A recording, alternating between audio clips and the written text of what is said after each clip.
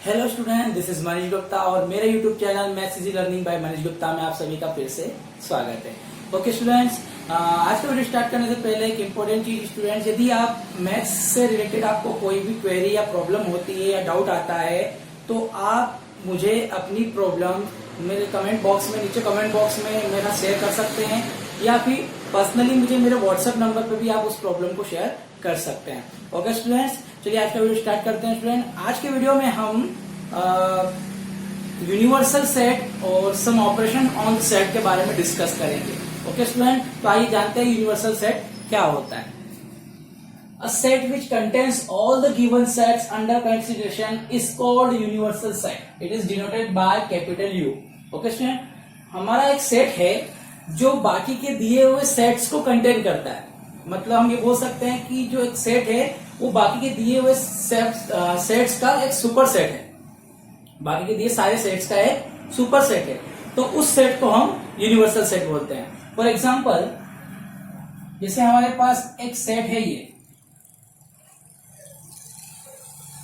1 2 3 4 5 6 7 and 8। Okay student, ये हमारा एक सेट है और हमारे पास कुछ सेट्स और है, जैसे 1 2 3 2 4 6 1 3 5। ओके स्टूडेंट, ये हमारे पास सेट्स और है। इसे हम ए नाम दे देते हैं सेट, इसे हम सेट बी नाम दे देते हैं, इस सेट को हम सी नाम दे देते हैं। तो आप देखेंगे ये जो सेट है ये इन सेट्स का सुपर सेट है। देख सकते हैं आप, ये इसका सबसेट है और ये इसका सुपर सेट है। इसको हम बोलते हैं यूनिवर्सल सेट, क्योंकि ये जो सेट है बाकी के दिए हुए सेट्स का सुपर सेट है। ओके स्टूडेंट, तो इस टाइप के सेट को जो बाकी के दिए हुए सेट्स का सुपर सेट होता है उसे हम यूनिवर्सल सेट कहते हैं। ओके स्टूडेंट्स, आइए अब हम सेट्स के ऊपर कुछ ऑपरेशंस के बारे में डिस्कस करते हैं। ओके स्टूडेंट, ओके स्टूडेंट्स, आइए कुछ ऑपरेशंस को समझते हैं। तो हमारे पास कुछ ऑपरेशंस है, union of sets, intersection of sets, complements of set and difference of sets. Okay student, आइए स्टेप बाय स्टेप सभी को समझते हैं। सबसे पहले है हमारे पास यूनियन ऑफ सेट्स। यदि हमें दो या दो से अधिक सेट्स का यूनियन करना है तो आप क्या करेंगे? तो यूनियन का मतलब होता है सारे एलिमेंट्स को कलेक्ट कर लेना। ठीक है, हमारे पास जितने भी सेट्स हैं उन सबका हम यूनियन कर सकते हैं। तो उनका यूनियन का मतलब है कि उनमें जितने भी एलिमेंट्स हैं उन सबको कलेक्ट कर लें, और जो एलिमेंट्स रिपीट हो रहे हैं उन्हें हम केवल और केवल वन टाइम ही लिखेंगे। ओके स्टूडेंट, फॉर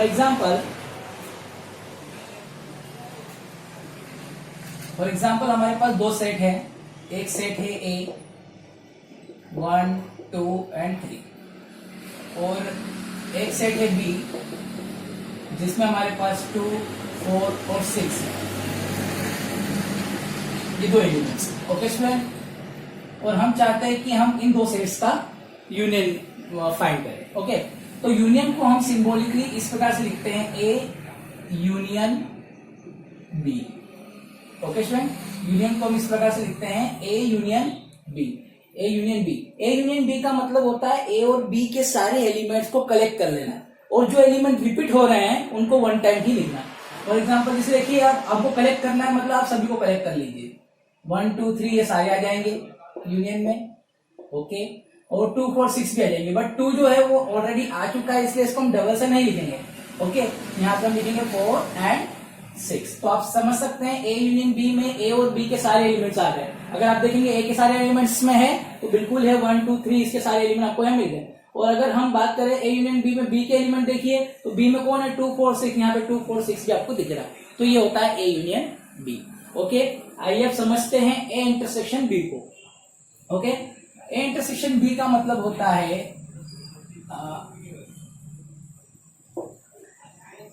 इसे हम सिंबॉलिकली इस तरह से लिखते हैं, A intersection B. Okay student, A intersection B. मान लीजिए आपके पास सेट यही है ए और बी और हमें निकालना है ए इंटरसेक्शन बी। तो ए इंटरसेक्शन बी का मतलब ये होता है ए और बी जो दोनों सेट है उसमें अगर कोई भी एलिमेंट कॉमन है, मतलब दोनों सेट में कोई एलिमेंट है, एक एलिमेंट ऐसा होगा ना जो दोनों सेट में हो सकता है। तो अगर हम इंटरसेक्शन निकालना चाह रहे हैं मतलब हम उस कॉमन एलिमेंट्स की बात कर रहे हैं। तो जो इंटरसेक्शन होता है उसमें केवल और केवल कॉमन एलिमेंट्स आते हैं, ऐसे एलिमेंट जो दोनों सेट में हो। ओके स्टूडेंट, तो यहाँ पर आपका ए इंटरसेक्शन बी में आएगा, आप देख सकते हो कॉमन आपको केवल ये 2 दिख रहा है दोनों में, तो ए इंटरसेक्शन बी में आपका ये केवल 2 आएगा। ओके स्टूडेंट, तो ये होता है आपका इंटरसेक्शन। चलिए अब बात करते हैं complement of set. Okay, complement of set. मान लीजिए आपके पास एक यूनिवर्सल सेट है U, इसमें 1 2 3 4 5 6 7 ये एलिमेंट्स। ओके स्टूडेंट, इन दोनों सेट का ये यूनिवर्सल सेट है। ओके, और हम चाहते हैं कॉम्प्लीमेंट निकालना, तो कॉम्प्लीमेंट को हम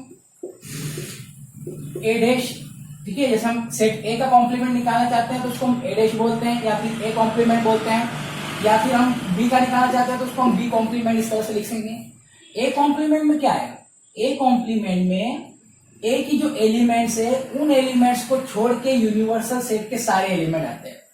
ओके स्टूडेंट, ए कॉम्प्लीमेंट में क्या आता है, ए की जो एलिमेंट्स है उन एलिमेंट्स को छोड़ के यू के मतलब यूनिवर्सल सेट के सारे एलिमेंट आते हैं। तो ए कॉम्प्लीमेंट में आपके पास आएगा 1 2 3 छोड़ दीजिए, आपको मिलेगा 4 5 6 एंड 7। ये होता है आपका ए कॉम्प्लीमेंट। वैसे बी कॉम्प्लीमेंट क्या होगा, बी के एलिमेंट को छोड़ के यू के सारे एलिमेंट। तो बी के एलिमेंट कौन है, 2 4 6, इनको आप छोड़ दीजिए तो आपको मिलेगा 1 3 5 एंड 7। ओके स्टूडेंट, तो ये होता है आपका बी कॉम्प्लीमेंट। बी होगा ये, तो बी कॉम्प्लीमेंट होगा बी के सारे एलिमेंट को छोड़ के यूनिवर्सल के सारे element. Okay student, I hope आपको समझ में आया होगा। A union B, A union B means A और बी के सारे एलिमेंट्स को कलेक्ट कर लो। ए इंटरसेक्शन बी मीन्स वही एलिमेंट जो कॉमन है उनका set. Okay, A complement means A के एलिमेंट को छोड़ के यूनिवर्सल सेट के सारे element. B complement means B के एलिमेंट्स को छोड़ के यूनिवर्सल सेट के सारे एलिमेंट्स। ओके, चलिए अब बात करते हैं डिफरेंस ऑफ सेट्स की। ठीक है, तो डिफरेंस ऑफ सेट में हम मान लीजिए हमको ए और बी का डिफरेंस निकालना है, तो यदि आप a माइनस बी निकालना चाह रहे हैं, इसे हम बोलते हैं a और b का डिफरेंस, a माइनस बी। तो a माइनस बी का यहाँ मतलब है कि a के सेट a में जो भी एलिमेंट्स थे आपके पास, उन एलिमेंट में से आपको b के एलिमेंट को सब्ट्रैक्ट कर देना है, या फिर हम ये बोले निगलेक्ट कर देना, हटा देना है, इसको रिमूव कर देना है। तो इसमें कौन एलिमेंट्स आएंगे, कौन कौन से आएंगे, ए में देखिए आपके पास 1 2 3 है और बी में आपके पास 2 4 6 है, तो आपको ए में से इसके एलिमेंट को माइनस करना है। तो देखो यहाँ 4 6 से यहाँ 4 6 तो है नहीं, मतलब वो ऑलरेडी रिमूव हो चुके हैं, उनको हमको रिमूव करने की जरूरत नहीं है। अब यहाँ पे ये 2 है जो इधर भी है, तो आपको इस 2 को भी रिमूव करना है। तो आपके पास यहाँ पे बचेगा केवल 1 2 3 में से आपने इस सेट को रिमूव कर दिया है, इस सेट के एलिमेंट को मतलब सेट बी के एलिमेंट को रिमूव कर दिया है। तो आपके पास जो एलिमेंट आएंगे वो केवल होंगे 1 एंड 3। ओके स्टूडेंट, ये सारे एलिमेंट रिमूव नहीं हो जाएंगे। आपके पास 2 4 6 आपने रिमूव किया इसमें से, तो 4 6 तो है ही नहीं उसमें, ऑलरेडी वो रिमूव हो चुके हैं, और जो 2 है वो बचा हुआ है इधर, तो इस 2 को आपको रिमूव करना है। तो आपके पास बचता कौन है, केवल 1 3। तो ये होता है a माइनस बी। अगर आप b माइनस ए निकालेंगे, मतलब b के एलिमेंट में से a के एलिमेंट को आपको रिमूव करना है, तो अब देखिए यहाँ पे पहले आपका सेट आ जाएगा 2 4 6, और इसमें से आपको माइनस करना है 1 2 एंड 3। तो अब यहाँ बात ये हो रही है कि बी सेट में से ए सेट के एलिमेंट को रिमूव करना है। तो यहाँ पर देखिए 1 3 है जो कि ऑलरेडी यहाँ पे नहीं है, मतलब 1 3 ऑलरेडी रिमूव हो चुके हैं। अब यहाँ पे 2 दिख रहा है, मतलब आपको इसमें से 2 को केवल रिमूव करना है। तो 2 को आप रिमूव करेंगे तो आपको यहाँ मिलेगा 4 6। ओके स्टूडेंट, तो ये होता है सेट्स का डिफरेंस। आई होप स्टूडेंट आपको ये समझ में आया होगा। ओके, नोट डाउन कर लीजिए। इसके बाद हम जो कॉम्प्लीमेंट है इसकी कुछ प्रॉपर्टीज है उसके बारे में डिस्कस करते हैं, इसे नोट डाउन कर लीजिए।